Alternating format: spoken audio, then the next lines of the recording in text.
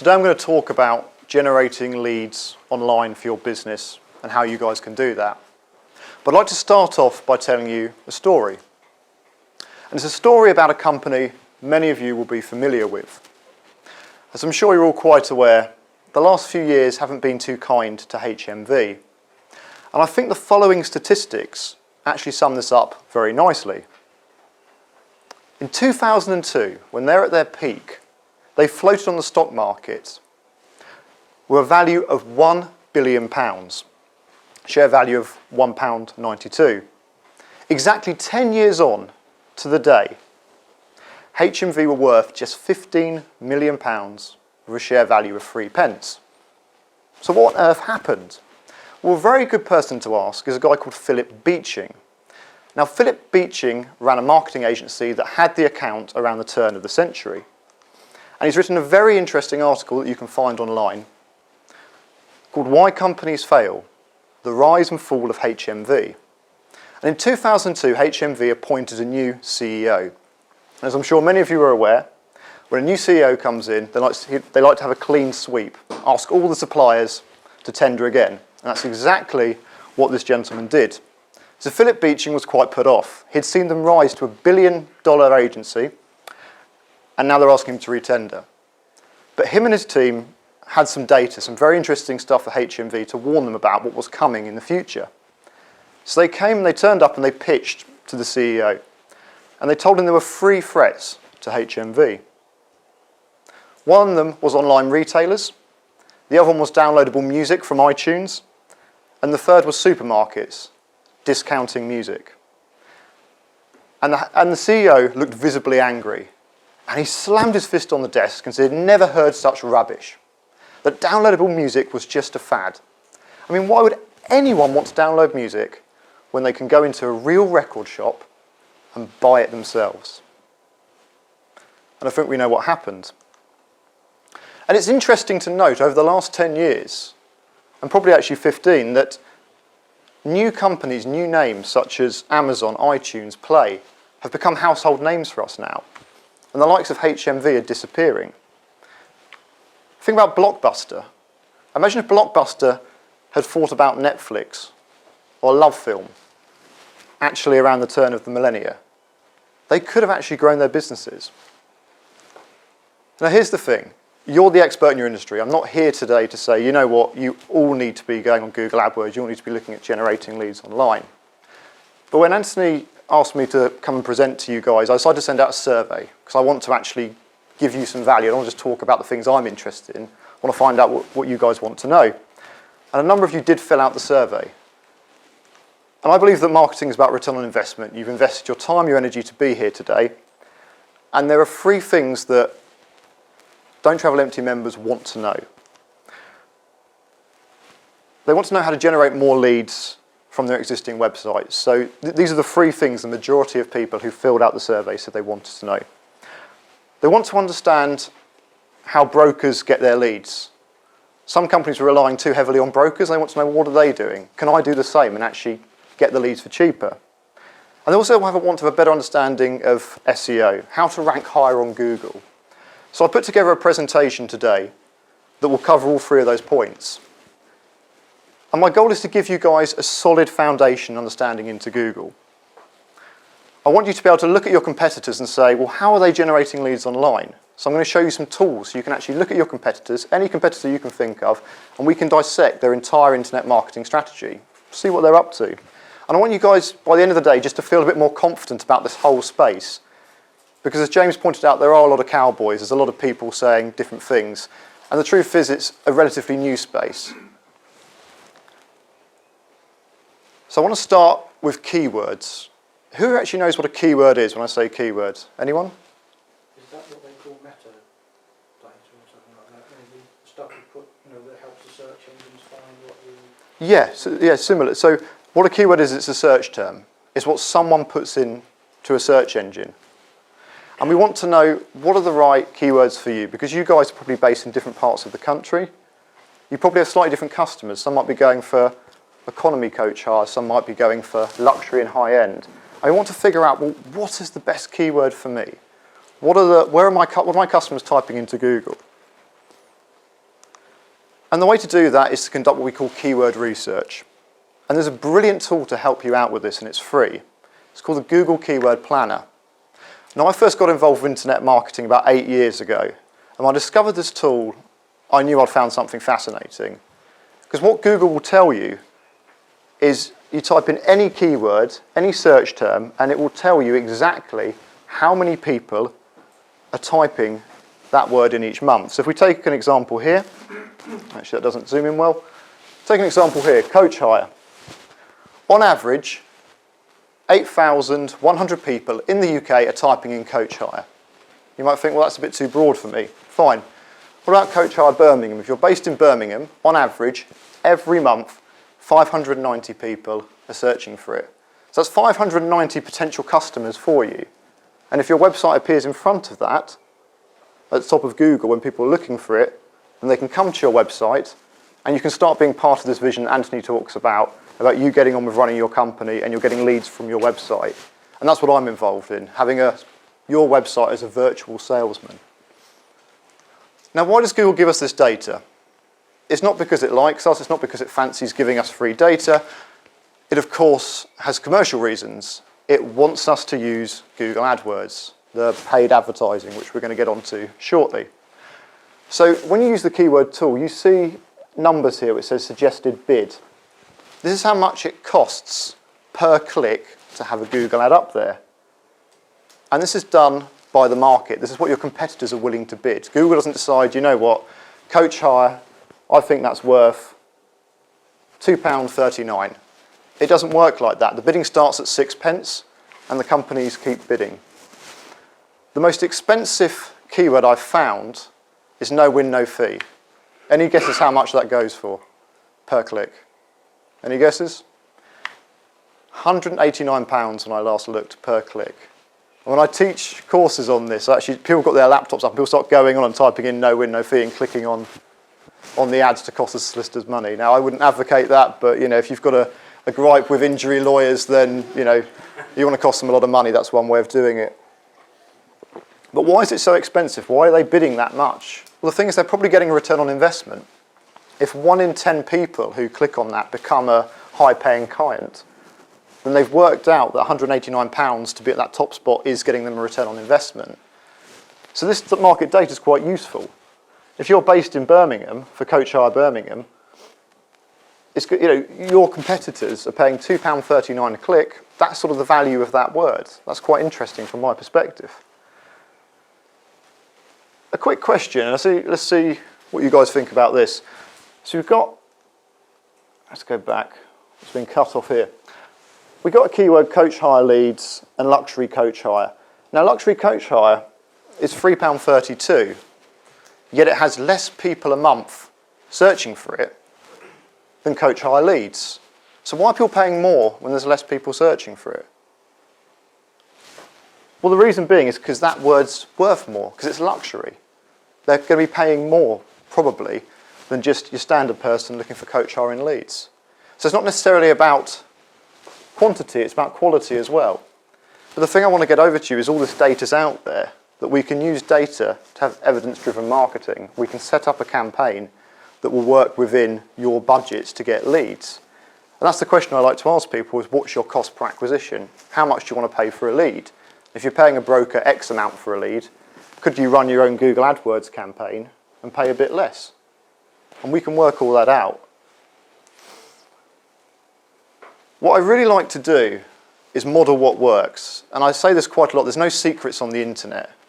James talking about doing it right or doing it wrong. Well, the way I've learned is I've looked at the people who are doing it right and found out what they were doing and then modelled that for my clients.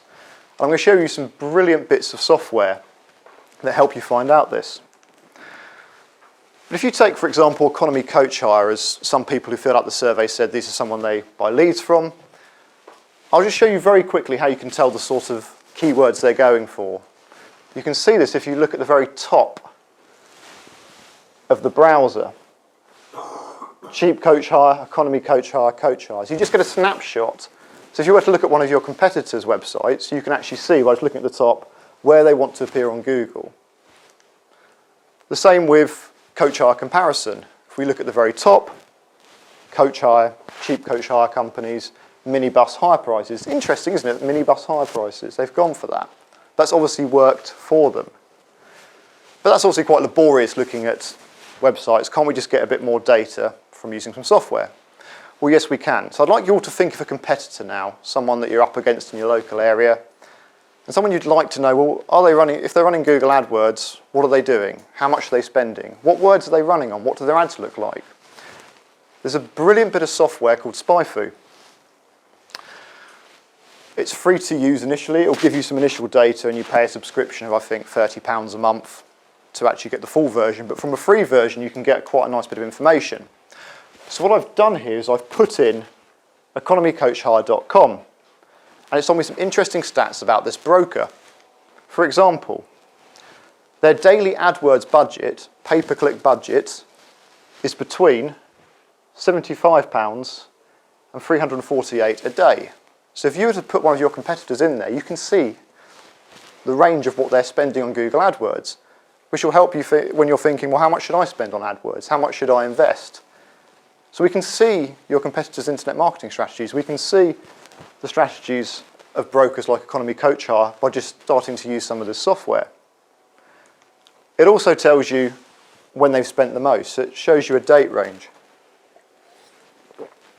Example being that they spent a lot around the summer in 2012. You can see how much they're spending, when they're spending. I don't know if you find that useful as you plot your marketing strategies, but a lot of our clients do. But it goes even further. You can actually get reports of all the ads they've run. So you can get all the words they've been going for, the actual copy they've used. It can all be downloaded in a report.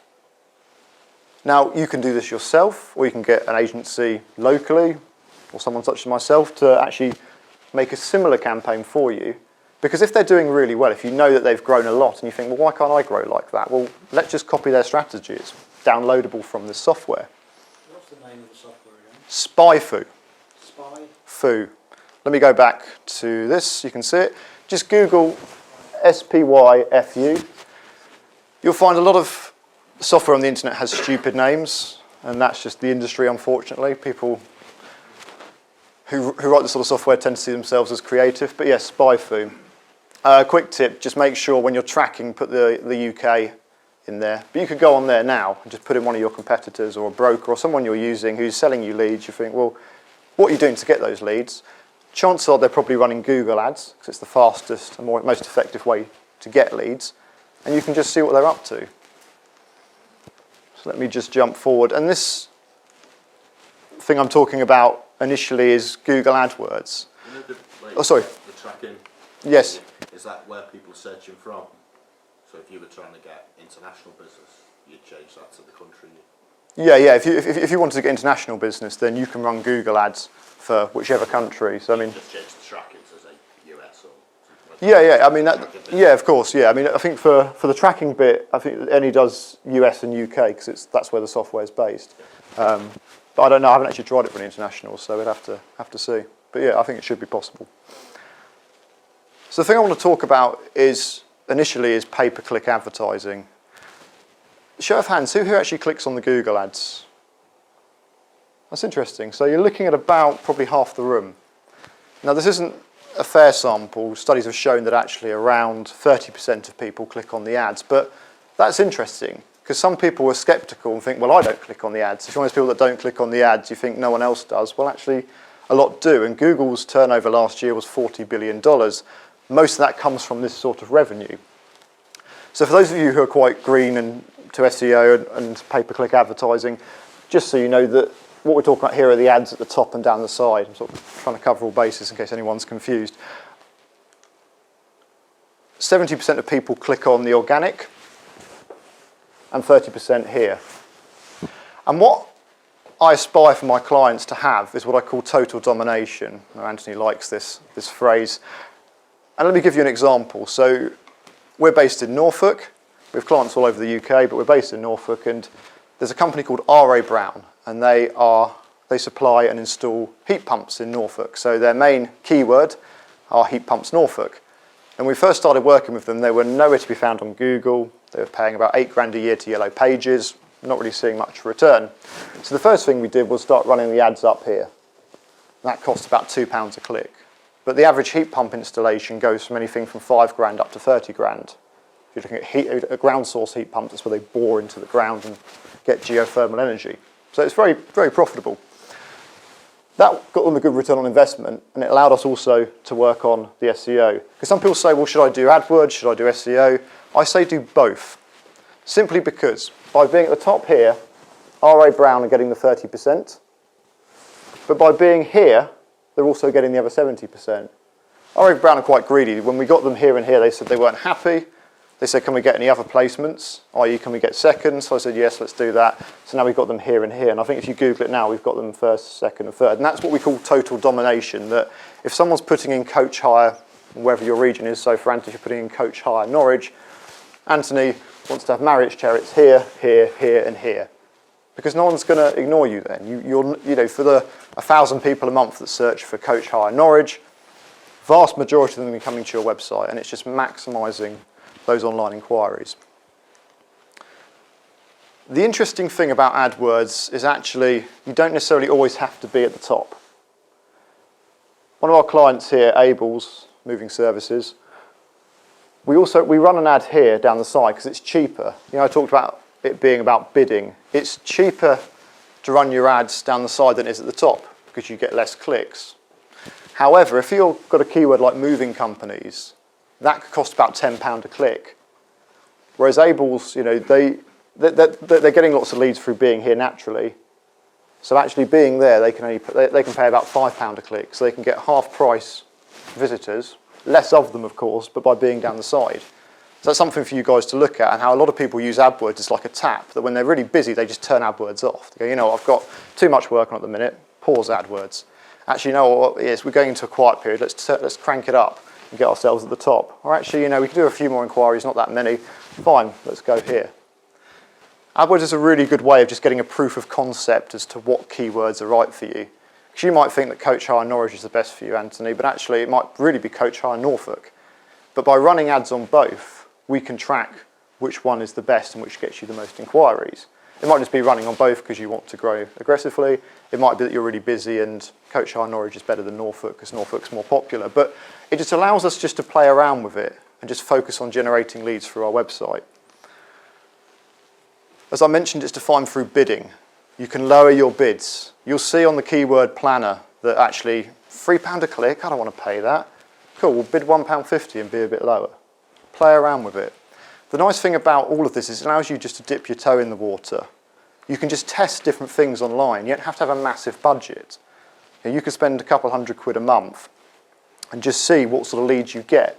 And if you get a return on investment from that, then expand it. And that's what we like to do. We like to get a strategy in place and then work on what we call a proof of concept. So dip your toe in the water, get a proof of concept, and if you're getting a return on investment from that, then we grow it.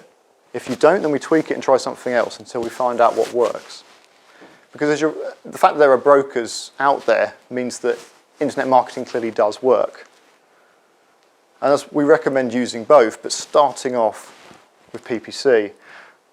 I'm going to break for a quick Q&A simply because I think if I talk too much, you know, people start, you know, it's a lot to take in. Also, people may have questions. One more thing I'm going to tell you guys about in terms of market research that you may or may not find interesting, I find it fascinating, is Google Trends. Has anyone here heard of Google Trends at all? Okay. It's not too dissimilar from the Google Keyword Planner.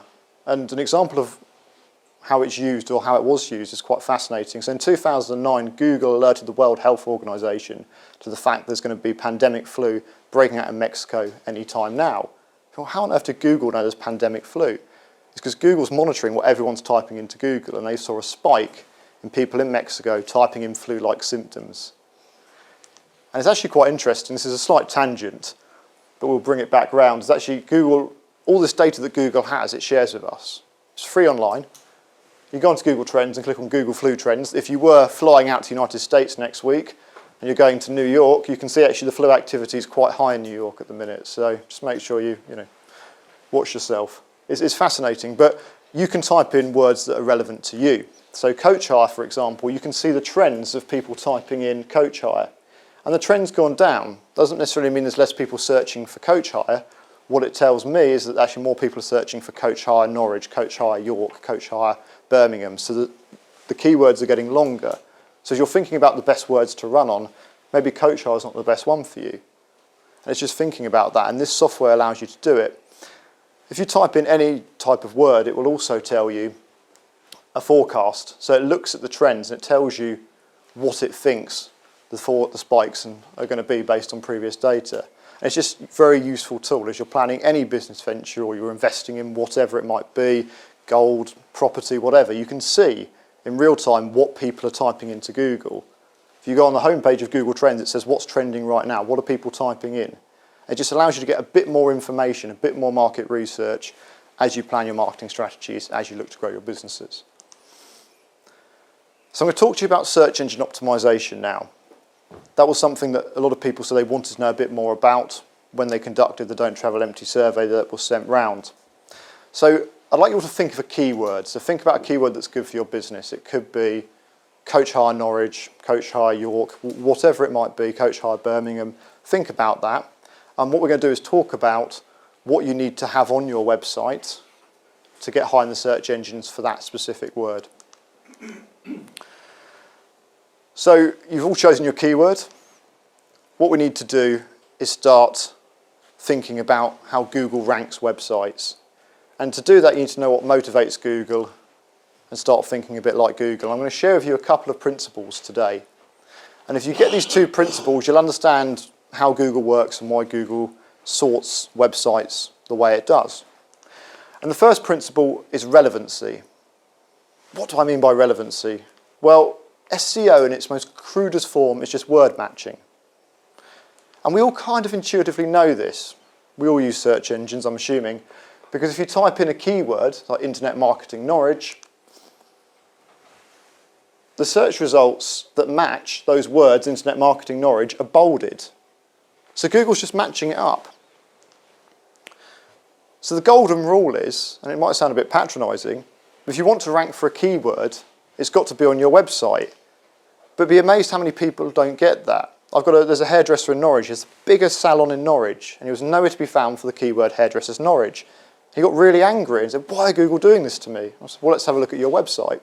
We looked at his website and he mentioned hairdressing and hairstylist all over the website, hadn't put the word Norwich in there once. And the website was actually hosted in California. So how's Google supposed to know? Yes, he might be the biggest and best hair salon in Norwich, great. But unless you put it on your website in the right place, Google's never going to know. And I see, actually, having been involved with Don't Travel Empty for a while now, a lot of coach companies that don't mention coach hire plus the location. They just say, you know, we're Marriott's Chariots or we're whoever. And that's fine. So you'll appear in Google for your name, but you haven't put coach hire plus the location you're in. So that's called on-page SEO. That's if you put the keyword, the search term, in the right places on your website, that's the first part of SEO. The second principle is authority, because there might be 15 websites or 10 websites that have coach hire Norwich in all the right places. So how does Google decide to put Marriott's Chariots at the top or the bottom? How does it decide what to do? It's all about the authority of that website, and the authority is given by other websites. It's almost like voting, and this is called link building. You may have heard people talk about getting links to your website. Links are the currency of the internet. If lots of people are linking to you, you've probably got a good business, and that's the way Google looks at it. It's like a popularity vote, if you like. The only thing I would say is it's quality, not quantity of links. And if we have an example going back to our lovely hairdresser, so we've got two websites here. Website A and website B. Now, both of them have great on-page SEO for the keyword hairdressers in Norwich. So 100%, they're fine. And this one has more links to it from other websites. So you'd think, well, that should go above website B. But actually the links are just his mates. He's got his mate Dave from up the pub, his plumber, his next door neighbour's blog, you know, the poodle parlour, wherever. Well, they're all links from websites, but they're not relevant websites.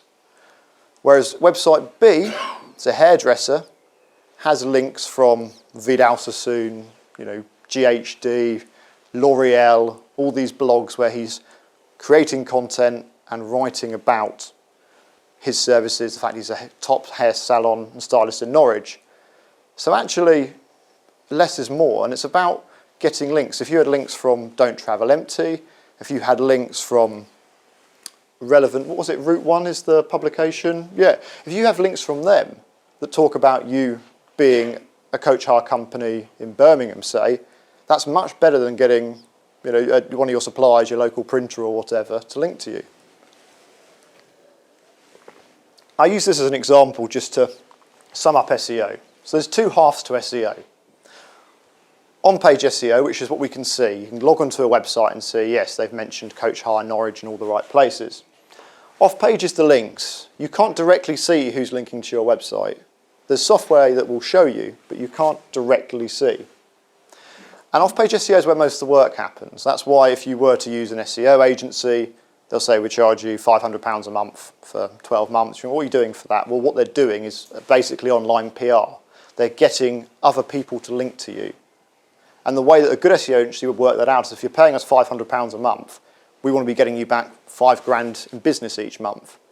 And you can work that out by saying, well, if I'm at the top of Google for Coach Hire Norwich, this is how much I should be getting based on the data of running a Google ad for Coach Hire Norwich. You see what I mean? You run the Google ad, you see how many leads you get, and you think, well, that's great, but I know that there's 1,000 people a month searching for Coach Hire Norwich, and if I'm number one, and 70% of people are clicking on the number one spot, then I can get 700 people to my website. Do you see what I mean? So it goes back to the data again, and it's all there, it's just piecing it together. So let me just start with on-page SEO to just explain to you guys very quickly. You're thinking about your website now, you're thinking about the keyword you want to rank for. Where do you put it on the website? The other thing to bear in mind actually is that sometimes it's all you need. And here's an example actually. This was a few years ago, we were working with a client who wanted to rank well for solar panels in Norwich. He was a solar panel installer. And by just creating a page called Solar Panels Norwich, we got them to the bottom of page 1. And that's because the competition wasn't that fierce. There wasn't that many websites wanting to rank for solar panels in Norwich. So by just doing a bit of on-page SEO, you can jump really high. And I think, Anthony, wasn't there a gentleman, was it at the Hertfordshire, who made a couple of on-page SEO changes? The little bus company. Yeah. So he made a couple of on-page SEO changes based on this session here. I got a lovely testimonial from him saying, my inquiries, I've jumped up in the rankings, my inquiries have increased by, how much was it? Was it threefold, fourfold? Yeah, so he was really happy. So just by making a couple of tweaks to your website, that I'm about to show you now, you could jump up in the rankings if you don't have your keywords in the right place, because it's actually probably not that competitive, some of the words you're going for. If you want to rank number 1 for Coach Hire, that's competitive, right? There's lots of people wanting to go for that. If you want to rank number 1 for Coach Hire York, not as competitive. So, where to put the keywords on your website? I'm all about modelling success, and Coach Hire Comparison dominate for the keyword Coach Hire. So I'm going to show you where they've got their keywords as a good example. So if you type in Coach Hire into Google, you've got Coach Hire Comparison here, because these 3 are ads. And straight away you can see Google's bolded Coach Hire. It's also got Coach Hire here and Coach Hire here. But where does that translate onto the website? Well, let me show you. If you look up here, do you remember I showed you this before? The page title. That's at the very top of your browser. So if you go onto your website and you see the word home up here, or your company's name, you're missing a trick. Because by having your keyword in there, this is the most important place to put it, because you're telling Google this is what's known as the page title. So it's the title of the whole page. If the title of the whole page is Coach Hire York, Coach Hire Birmingham, then it's going to appear for Coach Hire York or Birmingham somewhere in Google search index, rather than if you just had the word home in there or your company's name. Now you can still keep your company's name, but just have the word Coach Hire. So you see, Coach Hire Comparison have got the word Coach Hire here. They've also got it in their name, Coach Hire Comparison. If we go back to this bit here, the bit in black, this is known as the meta description. It's what the gentleman mentioned earlier on, meta description. You can't actually see a meta description on the website if you just looked at it like this. You'd have to right-click and look at the code. But any good content management system or any good web developer will ask you to supply metadata, which is basically 2 sentences that goes here in the black. And by putting your keyword in there as well, you're ticking those boxes. So what I've got for us, just to make it very clear, because I don't like just waffling, giving you odd bits of information, is my on-page SEO checklist. Now, because this is being recorded, we'll send you a link to this presentation, so don't worry about having to write it all down. But here are the 6 places that if you get your keyword in here, you can jump up in the rankings, just like one of the guys from Hertfordshire did. So, number 1 is the page title, and this is in order of importance as well. So at the very top of your browser, page title, just see what's there on your website. See what your web developer's put in there. Very often he puts the word home, because it's home page. But like I said, he's missing a big trick. Put your keyword in there first, then your name second. And keep it within 70 characters within spaces. You should be able to make these changes for a content management system. If you don't have a content management system like WordPress or whatever, just speak to your web developer. Say, look, I heard a talk, I want to make a couple of changes to the website, can you do this? If he says it's any more than 20 minutes work, he's lying, so make sure he only charges for half an hour.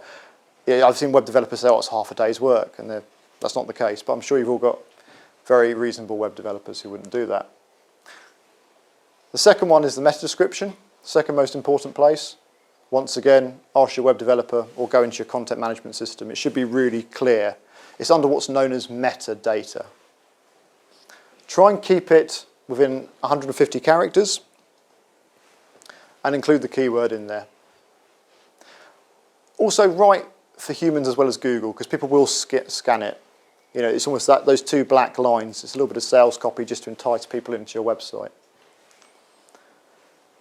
Your domain. Now obviously if you've got a name like Marriott's Chariots, unfortunately you don't have the word Coach Hire Norwich in there. But that's okay for Anthony, because we can either just optimise the home page and not include the domain, or what we might do is create a Coach Hire Norwich page. So it would be marriotschariots.co.uk/Coach Hire Norwich. And that allows us to tick that box that it's in the URL. Headers. So the main header should have your keyword in it. In the coding, you can have a header tag, which would be H1 to H6, 1 being the most important, 6 being the least. And the different tags tend to be different size fonts. But once again, speak to your developer, try and get it in a H1 somewhere. But equally, once again, think about humans as well. Don't just put Coach Hire Norwich, you can put Coach Hire Company in Norwich, something that's a bit more grammatically correct. Body text, this is what everyone thinks about when they think of on-page SEO. They think, right, yes, I need to put the keywords in my copy, in my text. So they write like it's a shopping list. My Coach Hire Company in Norwich is the best Norwich-based coach hire company in the world. It's dreadful to read. This is the 5th most important thing. Google have given it less weight because it's what most users, most business owners know how to change. So they will keyword stuff it in. So once again, write for humans as well as Google. So get that balance right. I tend to say try and include it 3 times. Middle, beginning, end. And bold it if possible. If you bold the keywords, it's telling Google this word's slightly more important. And finally, alt tags. Does anyone know what alt tag is? Martin? Yeah, okay, exactly. Google can't see images like we can. They can't look at a picture of me and say that's Marcus. So we have to tell them what the picture is. And if you've got pictures on your website, you may want to say that it's a picture of a coach hire company in Norwich, say, or a coach hire company in Birmingham. The most important thing with on-page SEO is consistency. Don't just go, right, I'm going to put it in the page title and the header, but ignore the rest of it. Try and tick all those boxes. And the interesting thing that a lot of people don't get is that you can have 1 keyword per page, because Google ranks web pages, not websites, right? So every web page you create, so you can create a web page called Coach Hire Norwich, Coach Hire Norfolk, Coach Hire Suffolk, Coach Hire Cambridge, Coach Hire Ipswich. And they will rank for different pages. It's not just your homepage that appears in Google. Every web page in your website appears on Google for different words. And you can have as many pages as you want, so you can actually widen the net. So to see if you've got this point, I've got a little quiz, little question. So which website do you think gets the most traffic? Is it website A that's got a homepage that's got a couple of keywords on it, an About Us page, a product or service page that has a third keyword, and a Contact Us page? Or is it website B that looks a little bit similar but has a few more pages? Homepage has got a couple of keywords on it, but what they've done is they've actually broken up their product or service into different pages for a third, fourth, fifth and sixth keyword. So it would be like Coach Hire Ipswich, Coach Hire Cambridge, Coach Hire York, Coach Hire Lincolnshire. Which one do you think would get the most traffic if it's got more pages that are optimised in Google? B. Thank you. Well done. Let me actually give you a live example rather than a strange and patronising question. Who's seen the film The Field of Dreams? Anyone seen the film? One person, great. It's not actually that good film, but it's got a motto in it or a saying, which is build it and they will come. And that's what lots of people think about websites. Build the website and my customers will come. But it's not actually what happens. So about 4 years ago, 2010, when the solar industry was booming in the UK because of the feed-in tariffs, there was a chap called Ben. He's based in Ipswich, and he got qualified to install solar panels, and he set up his solar panel installation company called Solar East Anglia. And he thought the same thing, build it and they will come. He spent £2,000 on not a particularly nice looking website, and he waited for the phone to ring. And 3 months went by, no phone calls. 6 months went by, still no phone calls, he's struggling, and someone puts him in touch with us. Now, this is what the website looked like. Just ignore that bit of the page title. It just said Solar East Anglia. And here are the pages. It had its home page that just said Solar East Anglia. Had a page called How It Works, which if you looked at the page title and the URL, it said How It Works. Great. Price guide, page called Price Guide, optimised for the word price guide. Great. He wasn't really getting much traffic. So we came along and we built him some new pages. And we stuck the links to them down here. A page called Solar Panels Cambridge, Solar Panels Newmarket, Solar Panels Suffolk, Solar Panels Ipswich, Solar Panels Diss, Bury St Edmunds, Norwich, Thetford. All these different pages. And this is what they look like. This is our Solar Panels Suffolk page. As you can see at the top, it says Solar Panels Suffolk. The URL is / Solar Panels Suffolk. The meta description says Solar Panels Suffolk in it. This is a heading called Solar Panels Suffolk. Are you looking to install solar panels into your Suffolk home? Now, do you remember what I said about bolding in the copy? Well, I bolded the word solar panels in Suffolk, but it looked a bit spammy. I didn't like the look of it. So I also bolded other features and benefits, such as he's MSc accredited, he's part of the Real Assurance scheme. So at first glance, it doesn't look like I've really done much SEO to this page. This is the page that Google ranks for Solar Panels Suffolk. This is the page that's up there. The image, of course, is called Solar Panels Suffolk. This is the Norwich page. This is where people come in, and once again, you can see Solar Panels Norwich up here, Solar Panels Norwich up here. You see the repetition, and here are the results. This was a long time ago. Solar Panels Suffolk, #1, but not his home page, his Solar Panels Suffolk page. We've got him #2 for Solar Panels Norwich. Does everyone get that? Each individual page can go for a different keyword. So if you cover a geographical area, don't just go for one. Obviously put the most prominent one on your home page, but go for multiples. Now some people have said, well, hold on, Marcus, it looks pretty tacky putting those links down there. But for the 1 in 100 people that see it and get somewhat confused, it doesn't matter because he's getting all this extra traffic. And if people land on this page, or land on this page, they read it, they like the content, they then click on Price Guide, Testimonials, Contact Us. They think this is the home page, they don't know any different. The nice thing about what happened to Ben is he made so much money, he was quite a young guy, that when they cut the feed-in tariffs, he took all his money and went travelling, and I think he's still doing that. Not great for me because I lost my fees, but there you go. So following the fort exercise that we did before, you chose your keywords, you've put that keyword onto your website, so it could be Coach Hire York, and you've checked the bits where it's not in there, you've put it in there, that's great. And so you're in a position that Anthony is with Marriage Chariots at the minute. So he's got his on-page SEO spot on, but he's still third in the organic listings for Coach Hire Norwich. How does he get first? This goes back to the second part of SEO I was talking about, which is off-page SEO. It's getting that authority.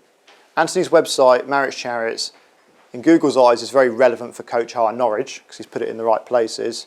But there's two people above him who are also relevant but have more authority. And the authority comes from other people linking to him.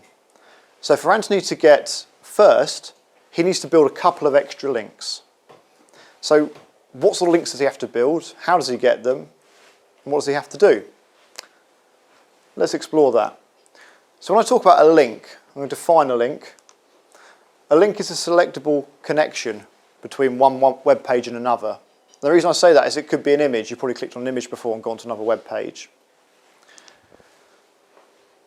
If there's one thing to take away from link building, it's this idea which is known as anchor text. Now, anchor text is an SEO term. What it means is a hyperlink. So if you wanted to link to Marriage Chariots from your website, you could put in www.marriagechariots.co.uk. Fine. But you can also put a hyperlink. So you can put in Coach Hire Norwich as a hyperlink in some text and then link through to Anthony's homepage. And when Google reads that hyperlink, it's saying, oh, here's a website that's saying that Marriage Chariots is synonymous with the words Coach Hire Norwich. Did you get that?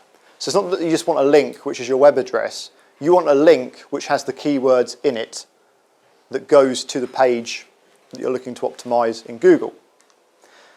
So a lot of people start scratching their heads going, right, okay, so link building, I need to get links from other people, other websites. Well, I don't really want to ask other people to link to me, and how do I do that? Then people tend to think, well, hold on a second. Anthony might think, well, I've got a friend I can ask. I'll ask Marcus. Marcus will link to me. And Anthony rings me up and says, Marcus, can you link to me, please? And I say, okay, but only if you link back. All right, cool. I don't know how many of you did algebra at school, but it cancels each other out. So when you've got one-way links versus reciprocal, so reciprocal is I'll scratch your back if you scratch mine. For example, here, that's a no-go, because that's the first thing everyone did. They thought, right, so I need to get more authority from other people saying that I'm about Coach Hire Norwich. I'm just going to ask all my mates to link to me. Well, that's fine if they link to you one way, but they probably want you to do something in return. They want you to link back. So in an ideal world, in an ideal world, you want one-way links. You want people saying, Marriage Chariots are all about Coach Hire in Norwich. That's exactly what they're about. If you want to look for the best coach hire company in Norwich, go to Marriage Chariots. And you want people to give you that as a one-way vote, a one-way link. So what off-page SEO is, it's cultivating links. It's essentially good online PR. If the Norwich Evening News, which is the website, which is the news company in Norwich, if they're linking to Anthony, they are a relevant news company, Norwich Evening News, talking about Coach Hire in Norwich. So when you think about what makes a good link, the first thing you want, and it goes back to our two principles here, there's only two principles, is you want a relevant link. You want a link from a website that's either in your industry or that's local to your geographical area, like the Norwich Evening News, for example. You want it from a relevant link. If it's a link from my company, I can link to all you guys, but I'm relevant for SEO and pay-per-click and internet marketing. So Google will look at my link and say, well, that's great, you know, Marcus is linking to them, but what does he know about Coach Hire in York? What does he know about York? His website doesn't mention York. So really what you want to do, and it actually makes it a bit easier, is you want good online PR. You want people linking to you who mention your keywords on their website. You also want websites of authority. You want websites in an ideal world that would be as prestigious as, say, the BBC. or the Telegraph or the Times, but we can't always get those. So how do we determine the authority of the local Norwich Evening News?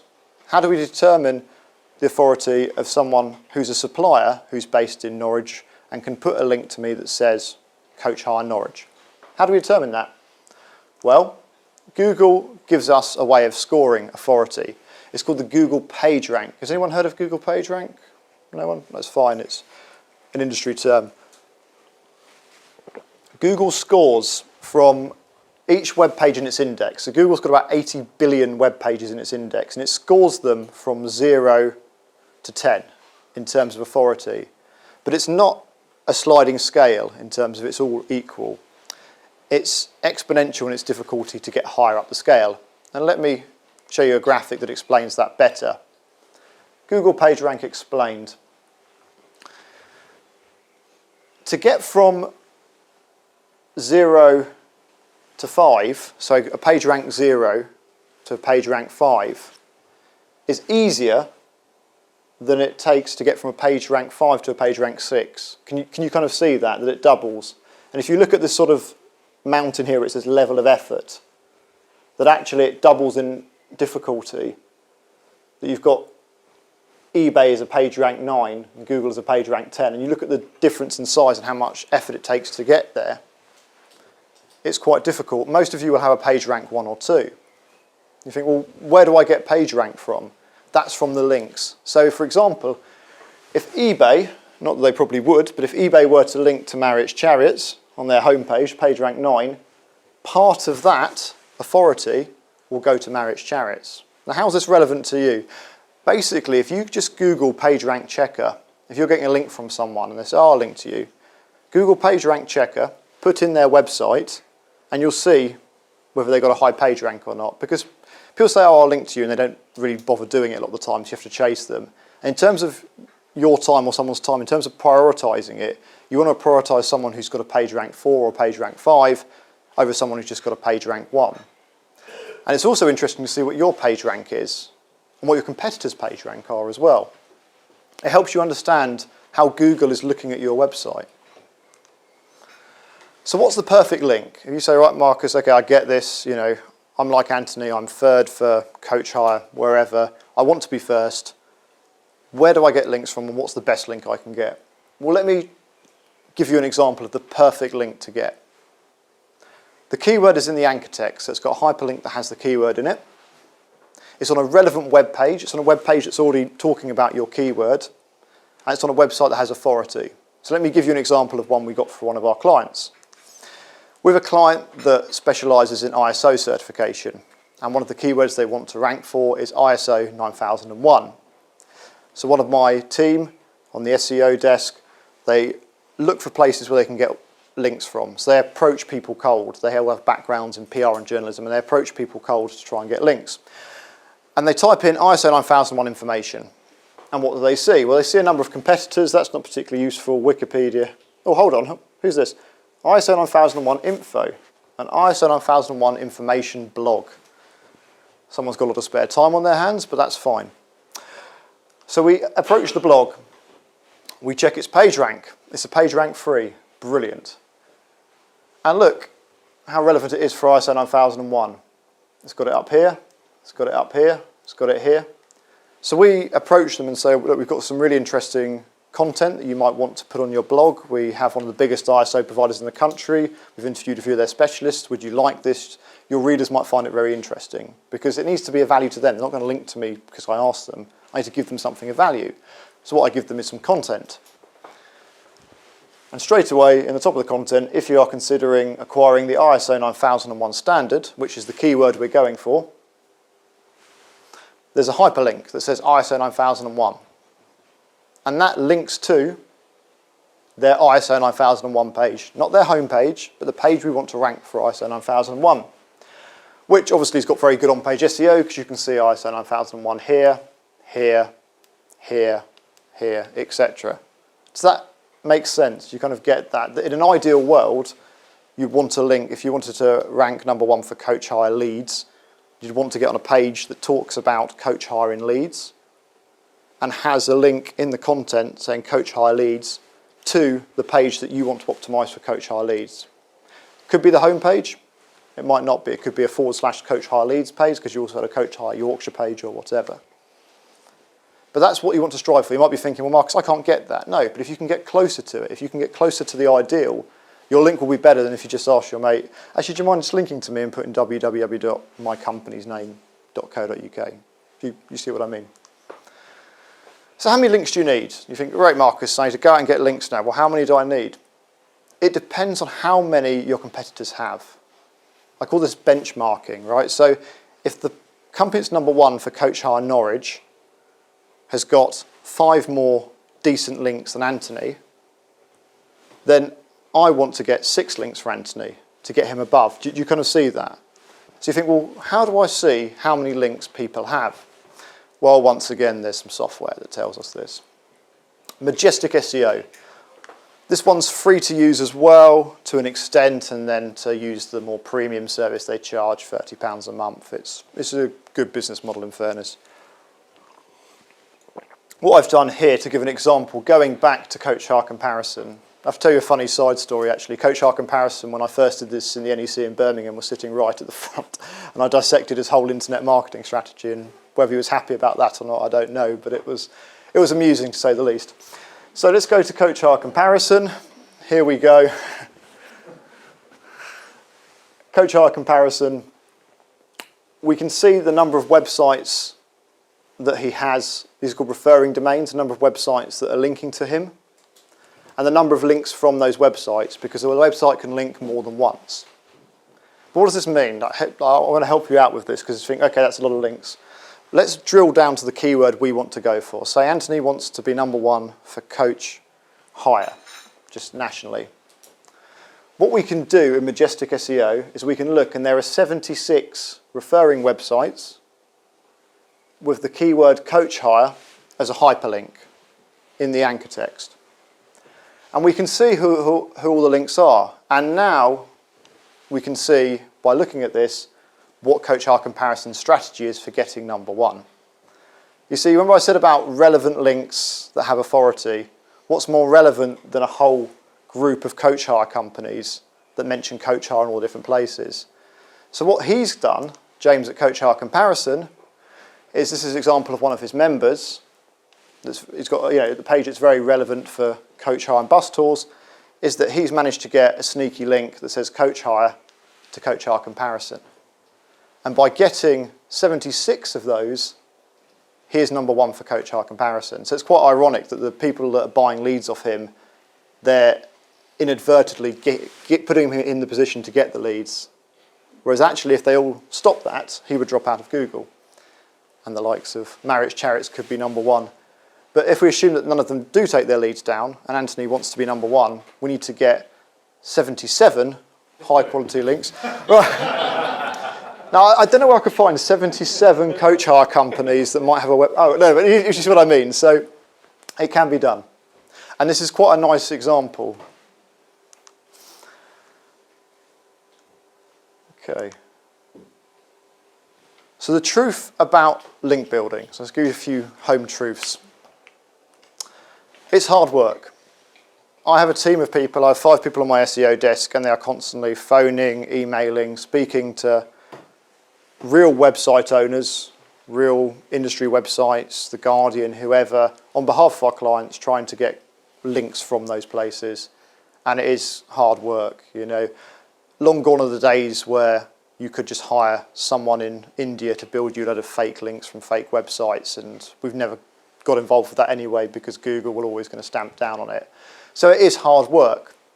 To get Anthony, if we're being serious, if Anthony wants to be number 1 for coach hire, we need to find him 77 websites, website owners who are really relevant for coach hire to link to him with that word in there. So we have to go out and speak to 77 different people and actually get a 100% success rate from those 77 people. It's hard work.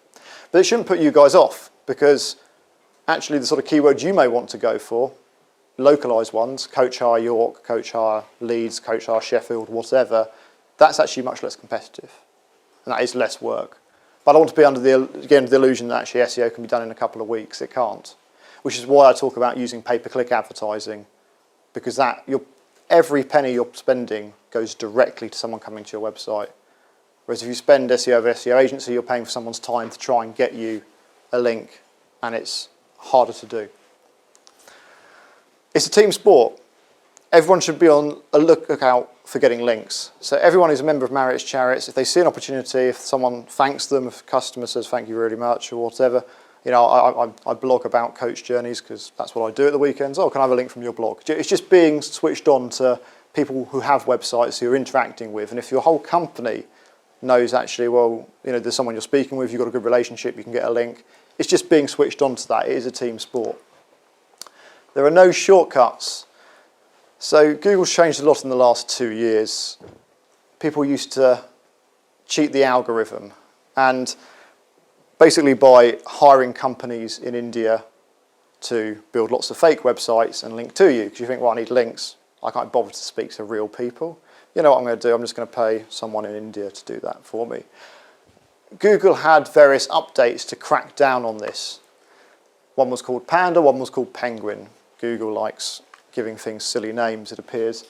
But the serious part of Penguin was that on the 22nd of May last year, about 1.3% of website owners in the UK woke up one morning and their websites had dropped entirely out of Google because they'd been hiring an SEO agency that had been conducting bad and poor practices. I thought I'd be quite a clever business owner, and I ran a Google ad saying, have you been hit by Penguin? If so, give us a call, we'll sort you out, which was great, until I realised all the people that were calling up were absolutely livid at SEO agencies, and the last thing they wanted was another one selling them their services.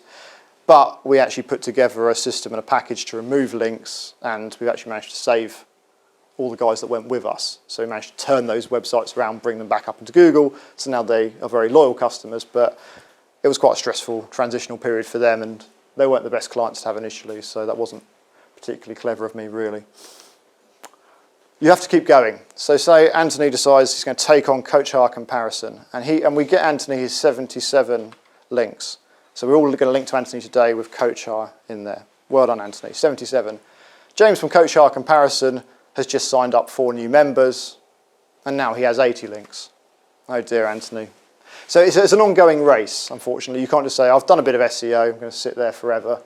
It will vary on keywords, right? So if you've got a keyword where very few people are building links, your competitors aren't really doing anything, then you'll probably stay up there just on the fact that no one's really doing anything. But the big ones, if you're gunning for Coach Hire, 8,100 searches a month, yeah, it's going to be competitive. People who know what they're doing are going to be pushing for it. And it becomes a race at that point. Who's got the better SEO agency? Who's got the better online PR?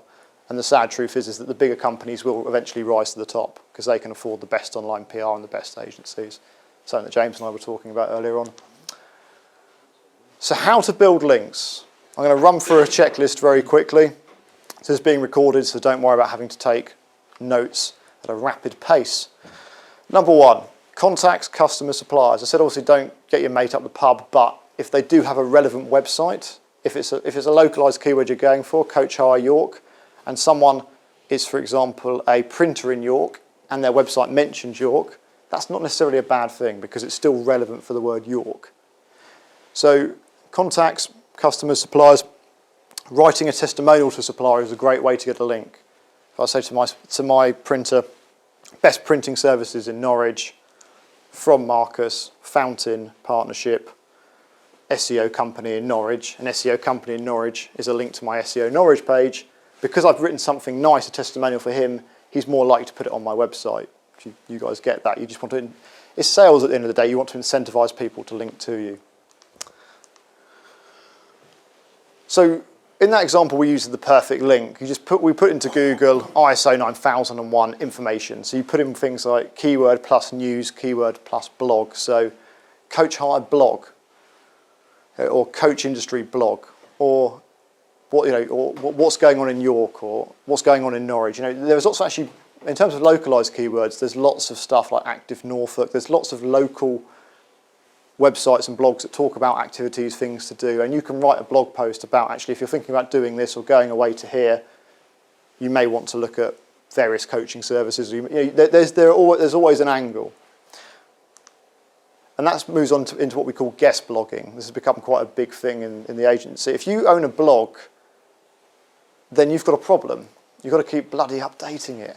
And it's a hassle. But you've got this readership, and you're probably making money from having banner ads, right? So if you don't keep updating your blog, you'll lose readers, you'll lose income. So if you can approach a blog owner and say, actually, I've got a really interesting piece about where the coaching industry is going, or great places to go for staycations in the UK, whatever it might be, they're going to think, oh, hallelujah, that's some really nice content. I'll post it on my blog. And in return, I'll link back to your website with the hyperlink that you want.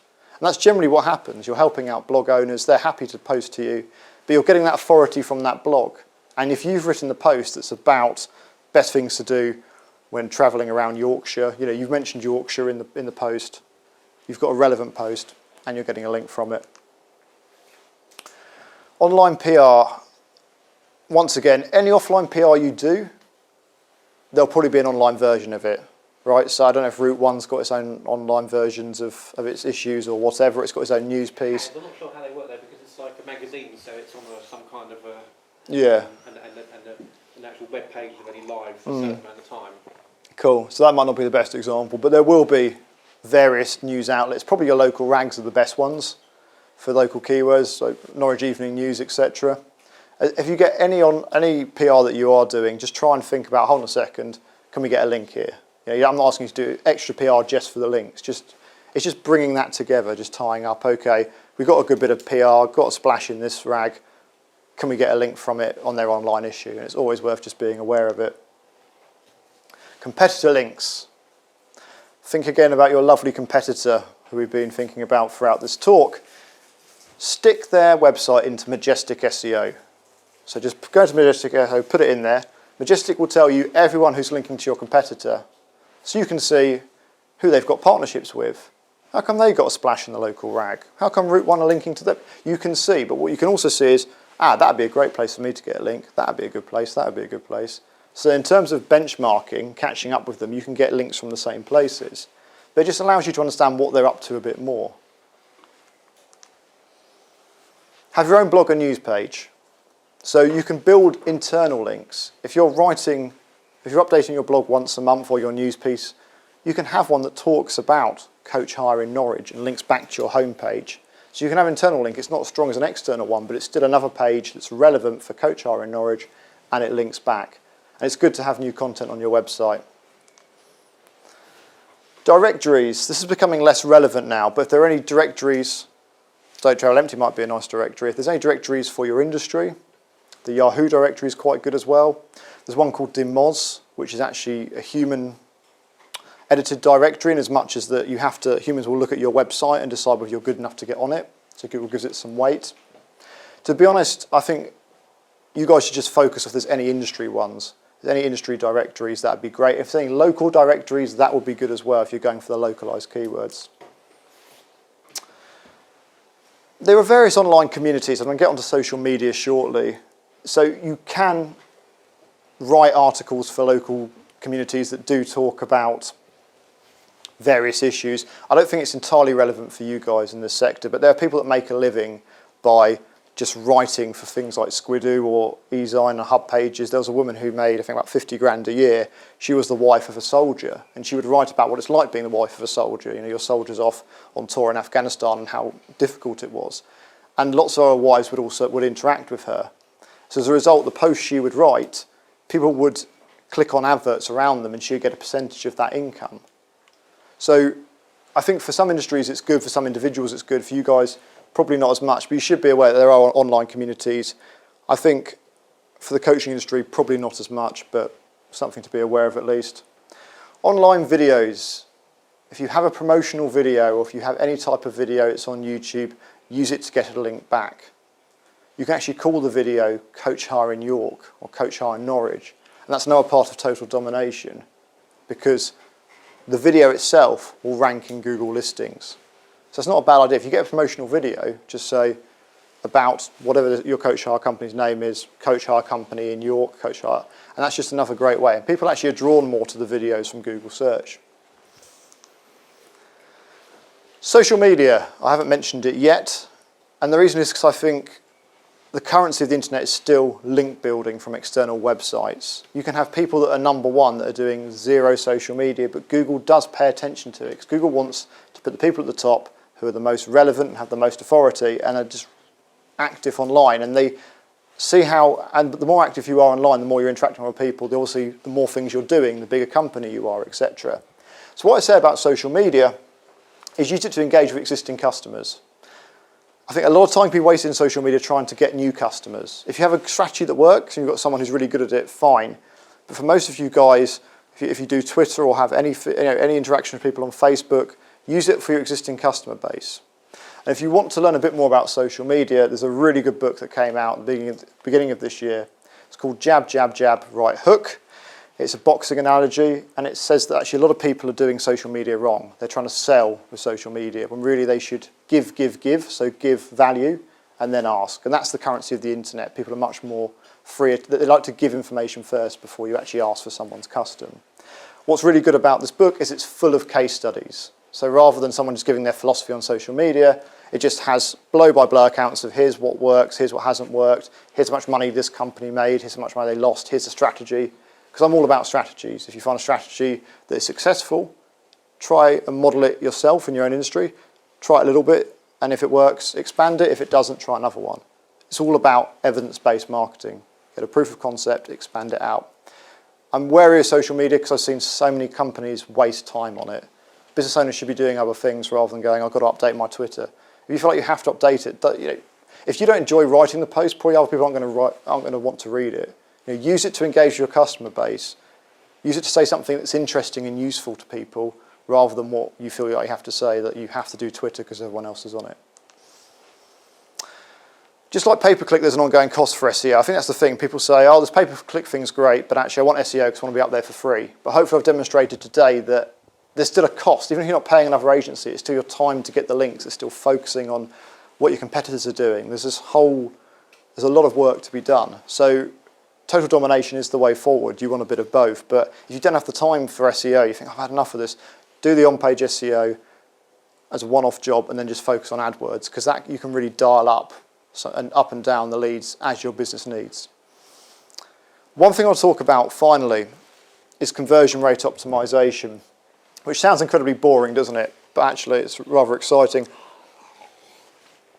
It's making the most out of the existing traffic that you have, right? So you already have maybe 1,000 people a month coming to your website. Because what I've talked about before is getting new people to the website, but you already have a lot of people. But I bet you not all of them, not 100% of them, are becoming customers.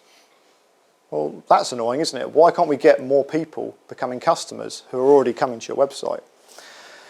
So conversion rate optimization is looking to increase the conversion rate. So if 1 in 100 people who come to your website becomes a paying customer, that's a 1% conversion rate. 1 in 50 come to your website, become a customer, that's a 2%. So by going from a 2% conversion rate to a 4%, you can double the number of customers, i.e. double the number of sales, without having to pay for AdWords or SEO or do social media. You're just using the people that are already there. You're getting the most from them. Here's a quick case study of one of the things we do, because we use a methodology that's used by some of the top conversion rate companies in the world. So we talked about pay-per-click. We talked about, no win, no fee being a very expensive keyword on pay-per-click. Life insurance is very expensive as well. Not as much, it's £25 a click. And we had a client called Life Quotes for You, and they only wanted to spend £100 per lead. So their cost per acquisition was £100. At £25 a click, that's only 4 clicks to get, and we needed to get 1 inquiry. So it had to be a 25% or above conversion rate. When they came to us, their website was converting at 13%. So we ran a load of software, we monitored what people were doing, we made a load of changes and got it up to 30%, so it stayed within their cost per acquisition. Because that's the thing, people say, oh, AdWords is too expensive. What they really mean is actually our websites don't convert as well as our competitors. Because our competitors are paying that much for a click and they're getting good return on investment. It just means your website's not functioning as well as it could do. So how do you improve your conversion rate? First thing is Google Analytics. Who has got Google Analytics? No one? Yeah. You have Google Analytics, brilliant. You do as well. Cool, a couple of people do. It's free. it's worth getting your web developers to install it. And what it does, it just gives you the stats about your website, right? So it shows you that the average number of pages in a visit is 3.6. It tells you the average time on the site, how many visitors you've had. It ties into what the gentleman was talking about earlier on about tracking conversions. That if someone fills out the form, it will tell you that person typed in Coach Hire Yorkshire or Coach Hire York. So you know that's come from SEO. But what's really interesting is the software that's been coming out recently. There's one bit of software that we use called Session Cam. Session Cam's fascinating. What it does is it records people using your website, not them physically. It doesn't like hack into the webcam or anything absurd like that. It records their mouse movements, so you can be virtually looking over their shoulder.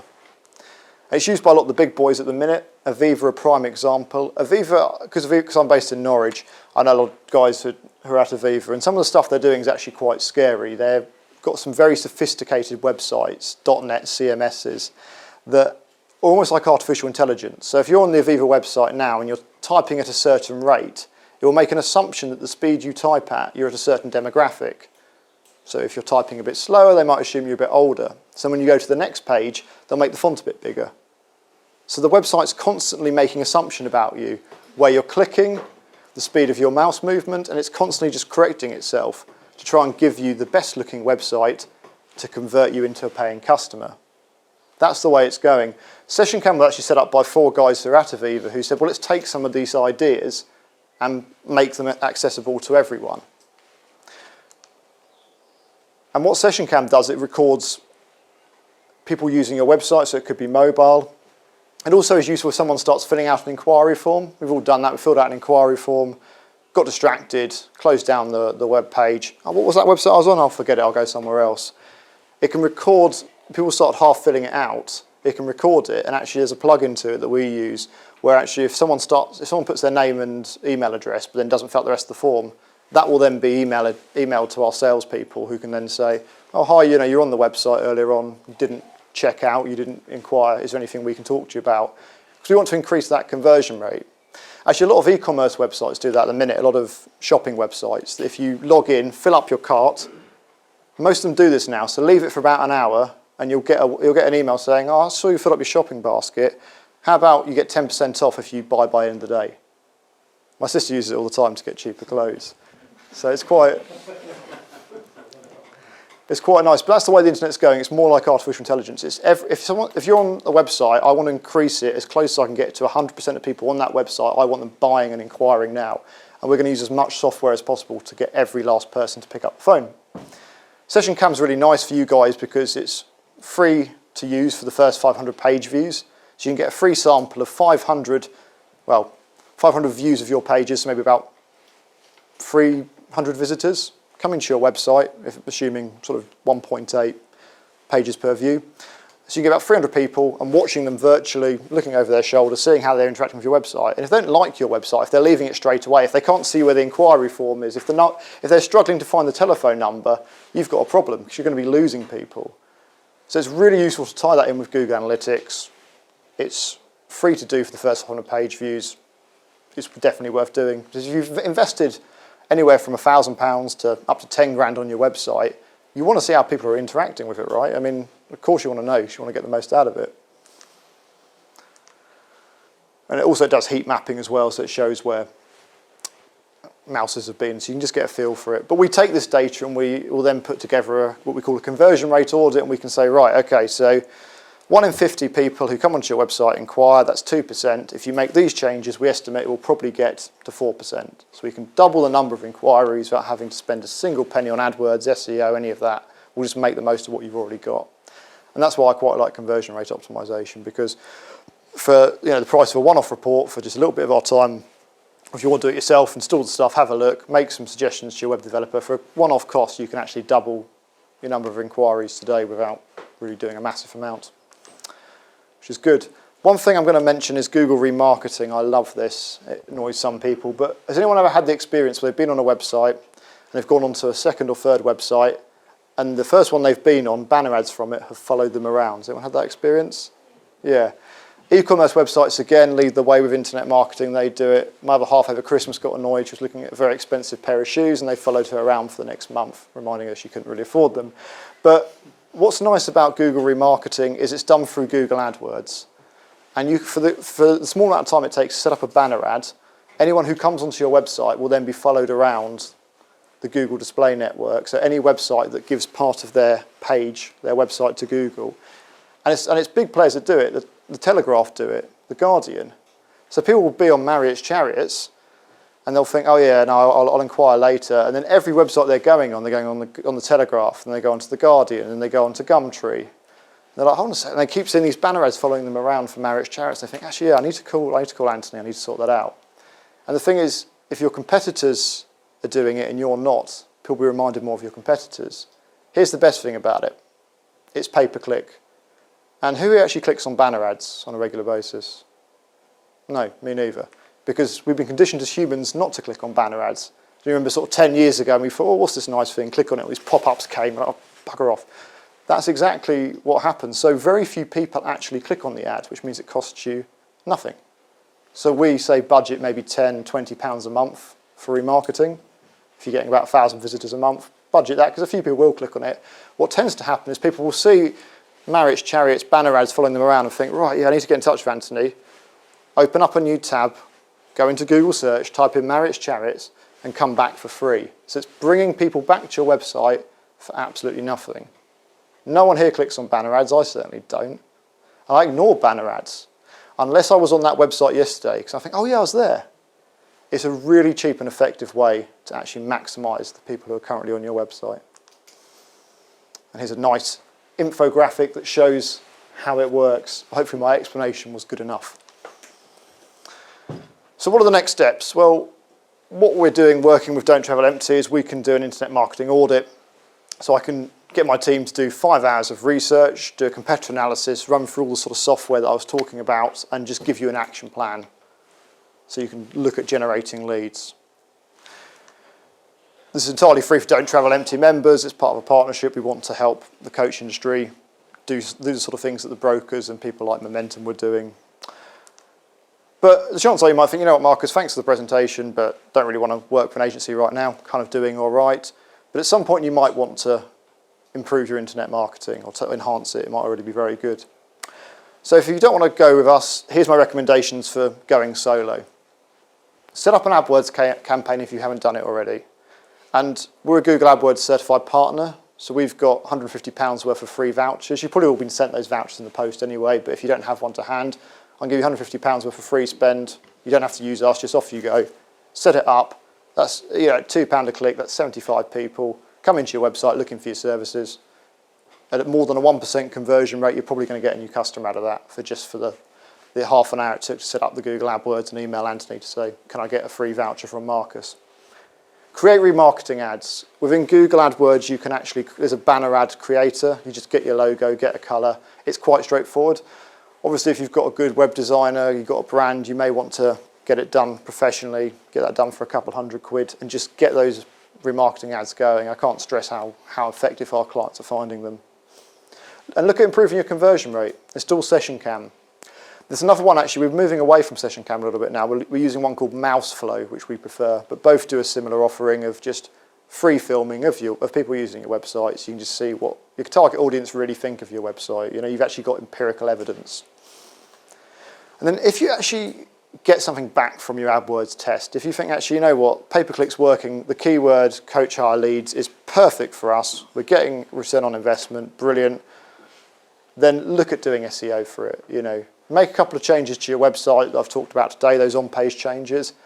And if you didn't have any on-page before, you may have results that the gentleman at the last seminar did, that he increased his number of inquiries by 4-fold. Basically, because he just appeared on page 1 and people started seeing him, because before he wasn't there anymore. And in the long run, aim for total domination. So if you've got ambitions to grow your company to whatever size, £1, £2, £3 million turnover, £5 million, £10 million, at some point to get to a certain size, you probably will need to engage with online marketing, because you can't really beat someone looking in real time for coach hire in York, and you're offering a coach hire York company. But to increase your chance of making the most of those people typing them, aim for total domination. Here's one final case study before I wrap up. Gordon Dean Solicitors in Norwich. We've been founding partnership for 5.5 years, so I've had this client for 5 years, and that's probably why we've grown from just being 2 of us to 14 of us now in just 5 years' time, is that Gordon Dean will pay us £800 a month and has continued to because he's always got good return on investment. But he gets more and more so as we go on, because when we started, he was nowhere to be found in Google. So we started off running the Google ads. But then we got him here. That wasn't good enough for Gordon. We've now got him here and we've got star reviews. So if you're looking for Norwich solicitors, you can't really miss him.